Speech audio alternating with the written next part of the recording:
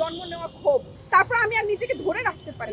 আমরা যদি না জাগি মা কেমনে সকাল হবে, তাই আমি এখানে আসছি। আমার বংশ জমিদার আছে, বাংলাদেশে এখন জমিদারি প্রথাই নাই, সব জমি তোমাদের দিয়ে দিছে, যাও ধান চাষ করো গিয়ে। জমিদার তো ধানের ক্ষেত দিয়ে জমিদার হয়েছে, শুধু বাড়ি দিয়ে তো আর জমিদার হয় নাই, সব জমি তো তোমাদের দিয়ে দিয়েছি। তোমরা যাও, যে তোমরা ধান চাষ করো, করে নিজেরাও খাও আমাদেরও খাও। প্রতিদিনের জমে জমে থাকা ধীরে ধীরে জন্ম নেওয়া ক্ষোভ।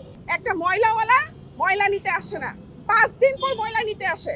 বাড়িতে 2 দিন ময়লাটা কিচেনে রাখতে পারি, আর বাকি 3 দিন রাখতে পারি না। আমরা বাকি 3 দিন রাখি রান্নাঘরের বাইরে, ওই আমাদের সিঁড়ি ঘরে। এখন বলেন, একটা সিঁড়ি ঘরে কয়টা পরিবার আছে বিল্ডিং এ? সবারই তো ময়লা আছে। সবাইকে 2 দিনের বেশি ময়লা রাখতে পারে? আমার বেশি খারাপ লেগেছে যখন সাদা মার্ক দেখেছি রাস্তায়, তারপর আমি আর নিজেকে ধরে রাখতে পারি। যেদিন আমি দেখেছি সাদা মার্ক, সেই দিনে কিন্তু বা তারপর দিনে কিন্তু আমি পোস্ট ক্রিয়েট করে দিয়েছি যে মেয়র হব, কারণ ওইটা আমার আর নেওয়ার সহ্যে নাই। সব সহ্য উপর হয়ে গেছে, মানে ক্রস হয়ে গেছে লেভেল অফ আমার সহ্য।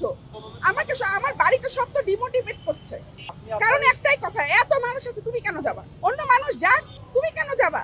তা আমি নিজেকে বলছি যে সবাই যদি বলে তুমি কেন যাবা, তাহলে যাবেটা কে?